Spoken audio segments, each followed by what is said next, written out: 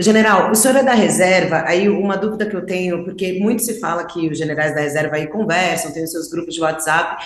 Eu recebi uma informação no fim de semana que alguns generais da reserva, em coro aí a um apoio ao general Cid, né, o pai do tenente-coronel o tenente-coronel Cid, Mauro Cid, começaram a fazer um discurso contra o Bolsonaro, mesmo de que o Bolsonaro estaria abandonando o Cid, numa espécie de defesa aí o general que está envolvido, apareceu ali na foto, mostrando a escultura, enfim. Eu queria saber se o senhor participa desses grupos, viu esses generais reclamando de Bolsonaro, de que Bolsonaro estaria abandonando o Cid, se também é essa a sua avaliação.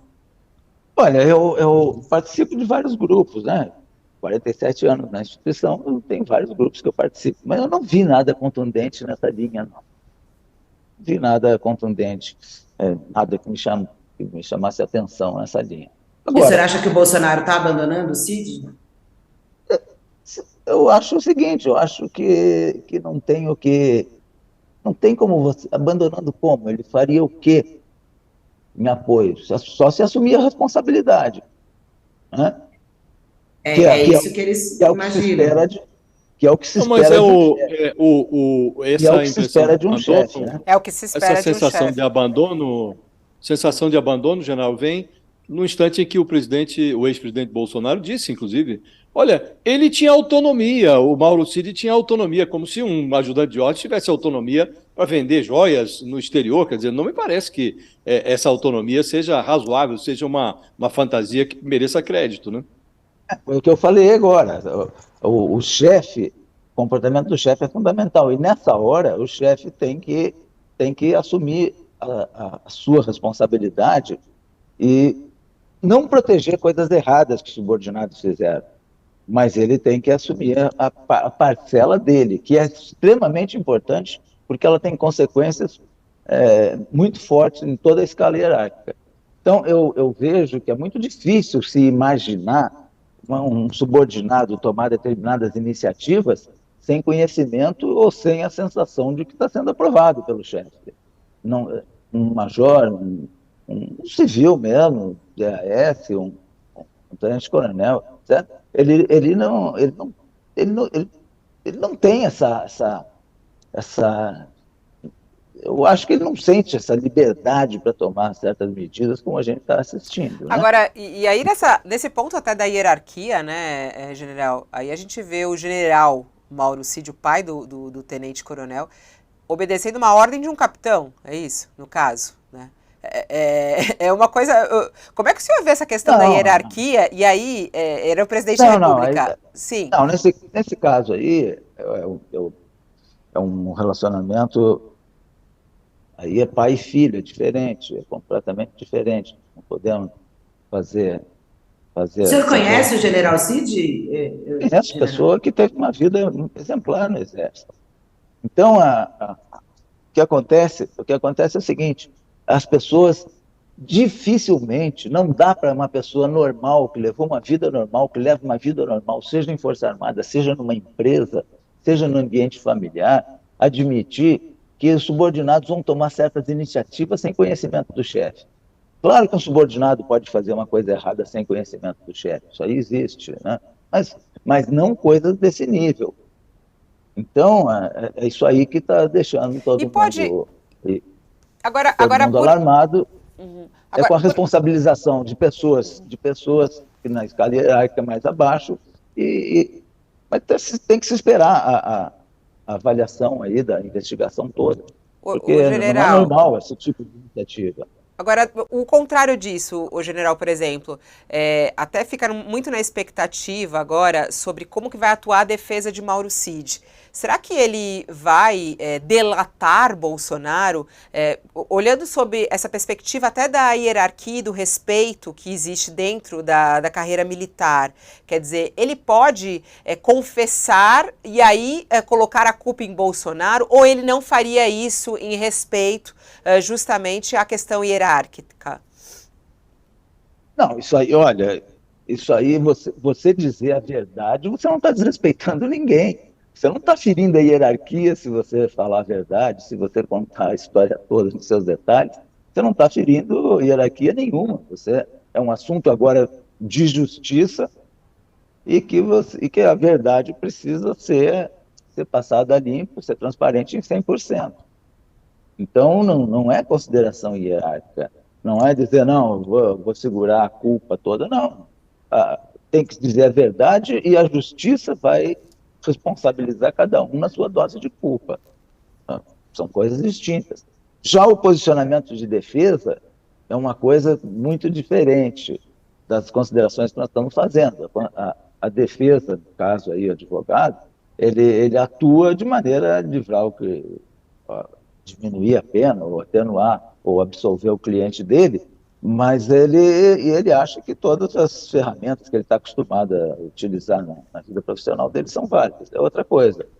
Agora, do nosso ponto de vista ético, profissional, moral, isso aí, a pessoa de grau inferior dizer toda a verdade, colocar isso abertamente para a justiça, não está ferindo nada, não está ferindo hierarquia nenhuma, isso não tem consideração hierárquica. Nesse caso das joias, envolvendo aí vários ex-assessores do Bolsonaro, a gente tem militares das 3 Forças Armadas, né, Marinha, Aeronáutica e Exército. O senhor trabalhou com alguns deles, por exemplo, com o Tenente-Coronel Mauro Cid e com o Almirante Bento Albuquerque. Eu queria saber como é que o senhor avalia o envolvimento de militares nessa novela envolvendo as joias, tentando pegar as joias, vender, recomprar. Enfim, como é que o senhor vê todo esse episódio das joias, o envolvimento de militares como um almirante, enfim, e o tenente-coronel Mauro Cid?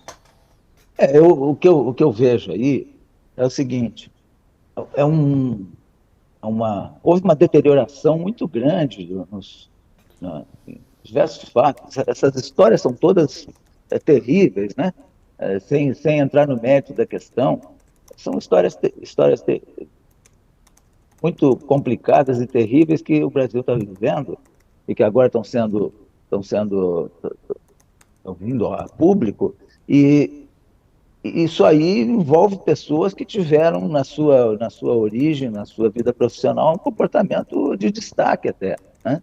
Todas essas pessoas aí, não só aqueles que foram citados agora, mas tem várias outras pessoas que foram pessoas com um comportamento exemplar na sua vida profissional. Eu vejo que nós tivemos um fenômeno que parece que houve um feitiço no Brasil, né? Parece que pessoas foram enfeitiçadas, perderam a noção, se perdeu o limite, tudo isso, e agora estão sob investigação da Polícia Federal, a Justiça está administrando o problema aí dentro do processo legal. Agora, eu vejo, independente do grau hierárquico, eu vejo que tem outras pessoas de grau hierárquico mais baixo, até militares também, da reserva, acho que da ativa, alguns, também todos eles, independente do grau hierárquico, pessoas boas que tiveram uma vida profissional admirável e que agora estão nessa situação. Então, a gente tem que analisar isso aí mais profundamente, e tem um aspecto aqui que eu quero já marcar, que é o seguinte, a influência que tem o chefe. É impressionante a influência que tem o chefe em qualquer estrutura civil, militar. O chefe, ele transmite uma sensação de permissividade, ou transmite uma sensação de segurança, ele transmite sensação de legalidade. Então, o comportamento da chefia é fundamental. Ministro, o senhor é uma pessoa franca e eu vou me permitir ser bastante franco consigo também. O senhor fala em feitiço, né? Lá atrás, quando estava na ribalta o general Pazuello, com aquela tese dele de que um manda, o outro obedece, o senhor disse uma coisa que eu achei muito marcante. O senhor disse, salvo engano, posso errar numa ou noutra aspa, mas o sentido da sua frase era: hierarquia e disciplina na vida militar e também na vida civil são princípios muito nobres. Não significam, nas suas palavras, subserviência, nem pode ser resumidos como uma coisa simples, aí como o general Pazuello disse, que um manda, o outro obedece. Não é como varrer a porta do quartel, segundo o senhor disse. O que eu lhe pergunto, e aí com a franqueza que a sua franqueza me permite utilizar, se não é uma complacência a imaginar que estes oficiais que se renderam a ordens ilegais, inconstitucionais do Bolsonaro, se não é uma certa condescendência considerar que foram enfeitiçados. Se o senhor não está, a essa altura, decepcionado com as Forças Armadas, porque há uma certa passividade ainda hoje. A reação a esses episódios todos é uma reação muito tímida. Não há uma nota que seja contundente, que diga, olha, nós não nos confundimos com isso que aí está. O senhor não se sente, em certa medida, decepcionado? Não é pouco imaginar que houve um feitiço? Não, eu usei uma palavra, o feitiço, que é, às vezes, o encantamento, o fanatismo, ou aquela ideia de seguir a autoridade numa falsa interpretação do que é lealdade, né? Você tem que ser leal ao seu chefe, mas essa lealdade não pode ser mal interpretada, né? Então, nessa linha que eu usei a palavra feitiço. Agora, o que acontece é o seguinte, a responsabilidade é absolutamente individual. Não existe essa, nem para solto. Em qualquer linha hierárquica, seja ela civil, seja militar, você não pode ensinar, mesmo para os níveis mais baixos, que um manda e outro obedece. Não é assim, né? A pessoa que está no grau inferior, ela também interpreta. A maior deslealdade é quem está em posição de superioridade pedir coisas ilegais, pedir coisas imorais. Então, a lealdade, ela parte, a responsabilidade de quem está mais acima, na escala hierárquica, é muito grande. Então, mas as pessoas que estão em toda essa escala, elas têm que avaliar. Não existe justificativo para você cumprir a ordem ilegal. Isso não existe em qualquer estrutura. Agora, se fez, a responsabilidade é individual. Nunca nenhuma instituição ensinou que é para cumprir ordens ilegais ou que é para fazer coisas ilegais, não é? Decepção com as Forças Armadas de jeito nenhum. Fiquei 47 anos numa vida encantadora, numa vida fantástica, numa vida, né, numa vida de profissionalismo romântico, né? Então, foi muito feliz. O senhor diz, a responsabilidade é individual, e o senhor tem toda a razão. Agora, não seria o caso, e aí eu volto a insistir nesse ponto, porque realmente as pessoas que têm admiração pelas Forças Armadas e pelo papel que as Forças Armadas desempenharam, sobretudo depois do processo de redemocratização, o esforço que foi realizado para reposicionar as forças junto à sociedade, tinha um prestígio extraordinário. Hoje esse prestígio é declinante nas pesquisas. Não lhe parece que, a despeito de a responsabilidade ser individual, é preciso que as Forças Armadas tenham uma posição mais firme em relação ao que está acontecendo? Lá atrás, o senhor mesmo não durou 6 meses no governo. Quando o senhor viu, olha, não dá, é incompatível com o que eu penso, o senhor foi embora. Houve outros que foram embora. Houve o caso de um ministro da Defesa que saiu. Os comandantes militares acompanharam esse ministro da Defesa. Quer dizer, nem todo mundo se acumpliciou com isso. Por outro lado, alguns se acumpliciaram. Ainda agora descobrimos que esse hacker, que é meio hacker, meio estelionatário, foi recepcionado no Ministério da Defesa, como se merecesse crédito, porque o presidente mandou, e agora se verifica isso e não há uma nota, não há no escândalo das joias, a investigação da Polícia Federal acaba de arrastar um general para o epicentro do escândalo, que é o pai do Mauro Cid, e não há um posicionamento eloquente para diferenciar, olha, nós não estamos nisso, nós não acha que falta isso, esse posicionamento? O que acontece é o seguinte, eu não vou aqui criticar nem a oportunidade da coisa, porque eu tenho absoluta certeza que isso está sendo avaliado pelos comandantes, né? Os comandantes, sem dúvida nenhuma, estão preocupados com isso e devem estar na sua avaliação vendo o momento oportuno de fazer uma manifestação institucional. Agora, concordo com você quando a variedade de pessoas envolvidas, de militares da ativa ou da reserva, isso tem uma consequência institucional, tem um reflexo. Sem dúvida nenhuma que tem. Seria ingenuidade achar que não tem um reflexo institucional. Tem. Mas a gente tem que alertar bastante a sociedade, e aí vem essa manifestação que você está sugerindo, para alertar a sociedade de que as instituições elas sofrem quando as pessoas, não é só o Exército, é o Judiciário, a Igreja, todo mundo, todas as instituições sofrem quando as pessoas cometem se envolvem em alguma coisa escabrosa, e aí tem que alertar a sociedade. Olha, as instituições, elas são preservadas na medida que Tanto você o senhor acha que caberia eventualmente uma manifestação um pouco mais eloquente para diferenciar joio do trigo aí? Eu tenho absoluta certeza de que, no momento oportuno, os comandantes eles vão fazer essa explicação à sociedade. Nós tivemos um problema sério que foi aqueles acampamentos famosos aí, onde, por disciplina, as Forças Armadas ficaram em silêncio, não aceitaram a ideia de parar o processo eleitoral, e aí o que acontece? O presidente da República na época e o Ministério da Defesa não fizeram essa manifestação. Mas eu queria perguntar um pouquinho da sua avaliação em relação ao governo Lula, né? Que também, em 20 dias de governo, demitiu o comandante do Exército, o Júlio César de Arruda, na época, que tinha a ver com uma questão do Mauro Cid também, que ia assumir o comando aqui em Goiânia, e tem aí falou da desconfiança em relação às Forças Armadas, e tem aí feito uma tentativa de reaproximação com os militares, mas ainda muito intramuro há essa resistência ao presidente. Na reserva, acho que ainda há também um pouco de resistência ao atual presidente. Como é que o senhor faz essa avaliação desses primeiros meses do governo Lula? Você me perguntou sobre o governo Lula e esses aspectos militares mais do governo. Um aspecto econômico, um aspecto social, que é um governo que tem uma visão bastante social, isso é importante no Brasil, né? Aí tem que analisar medida por medida. Mas a economia está batalhando aí para tentar uma estabilidade econômica. Isso aí tudo normal. Agora, nessa parte militar, o Josias tinha falado uma coisa muito interessante. Ele falou que o atual comandante do Exército foi ajudante de ordem do ex-presidente Fernando Henrique Cardoso, né? E tem mais, e que ninguém se lembra disso.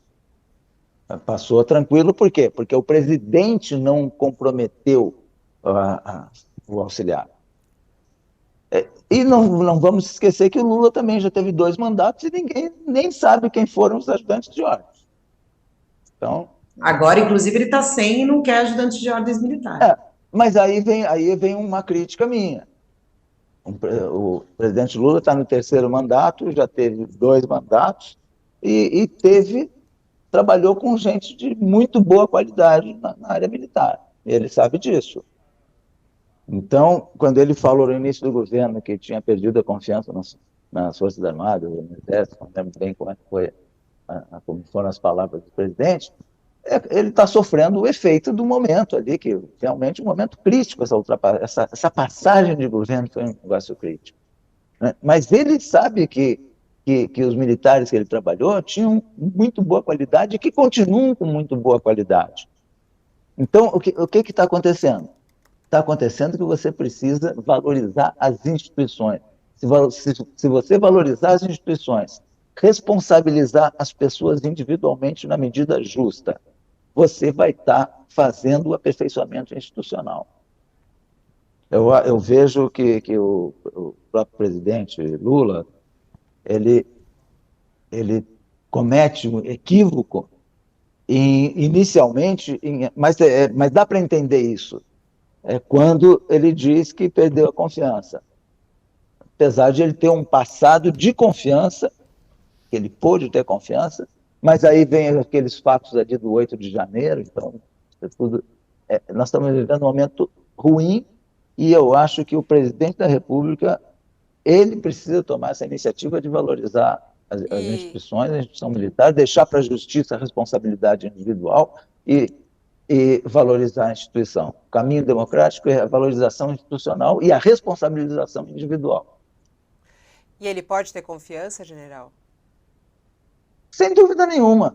Ele teve 2 mandatos com Força Armada, tinha confiança, trabalhou com gente de muito boa qualidade, essas pessoas de boa qualidade continuam dentro das instituições. Uma questão de responsabilizar individualmente quem cometeu algum erro e fazer uma valorização institucional. E agora mesmo no PAC, se eu não me engano, foram colocados 53 bilhões aí no projeto para as Forças Armadas. De certo modo, isso que o senhor está dizendo mostra que há um esforço, né, para a normalização, porque é como o senhor diz, nos investimentos do PAC houve até um privilégio às Forças Armadas, se posso me referir assim, porque as Forças Armadas foram mais bem aquioadas em termos de investimento do que saúde, educação e tal. Agora, houve um aspecto, general, durante o governo Bolsonaro, em que um setor das Forças Armadas atribuiu lógica àquela interpretação absurda do artigo 142 da Constituição, que daria poderes moderadores às Forças Armadas e tal. E esse tipo de interpretação, esse tipo de perversão levou a que, no dia do quebra-quebra, do 8 de janeiro, apresentado ao presidente Lula a hipótese de convocação de uma GLO, o Lula falou, não, pelo amor de Deus, GLO, nós vamos atribuir aos militares a atribuição de combater aqui uma tentativa de golpe. E o ministro Múcio nos disse, numa entrevista semana passada, que se tivesse acionado as Forças Armadas, o Exército e tal, não teria ocorrido aquele quebra-quebra nos prédios na Praça dos Três Poderes. Eu queria saber como o senhor enxerga esse receio de acionar os militares e se o senhor concorda com esse raciocínio segundo o qual, acionado, o Exército teria evitado o quebra-quebra. Bom, em primeiro lugar, a história do poder moderador é uma das coisas mais absurdas que eu vi. E uma interpretação feita por um jurista de respeito, uma pessoa respeitável, que eu tenho admiração também, mas que causou um tumulto muito grande. E aqueles que são simpáticos a esse tipo de heroísmo de eu ser o poder moderador, abraçaram isso. Alguns, né? Pouca gente, mas abraçaram. Então, essa história do poder moderador, isso aqui para mim, um negócio completamente absurdo, fora de qualquer possibilidade, porque na Constituição não diz nunca que Força Armada pode interferir nos outros poderes, funcionamento dos outros poderes, isso não diz. Então, está furado esse negócio. Força Armada não é poder, né, general? Não é poder, não tem nada a ver. Isso aí foi uma história que causou deformação aí na cabeça de muita gente. Bom, a outra coisa aí vem a história desse acampamento, aí é um problema seríssimo, né? Teria que ser um outro programa. Mas o que acontece ali? Tem erro, tem todos os absurdos e tem um erro do governo. No dia 2, o atual presidente tinha que ter chamado o ministro da Justiça e comandante do Exército e dizer: amanhã eu não quero mais ver o tal acampamento. Tinha que... Isso aí foi uma falha de decisão. Porque se o presidente diz, olha, amanhã, pelo amor de Deus, não quero mais ver o tal do acampamento. Pronto, tinha que providenciar, ir lá, falar com as pessoas, tirar, fazer o que quiser, mas amanhã não quero mais saber dessa história desse acampamento. Mas como o acampamento não tinha tido consequência na passagem da presidência no dia 1º, aí foram tolerando aquilo e aconteceu o que aconteceu no dia 8. Se tivesse chamado e ter dito, olha, vocês têm 48 horas, 72 horas para acabar com o acampamento e proteger os prédios públicos. Sem dúvida nenhuma teriam feito. Sem dúvida. Não existe a mínima possibilidade de se imaginar que o comando do Exército, que o ministro da Justiça, etc., iriam desobedecer uma ordem. Qual?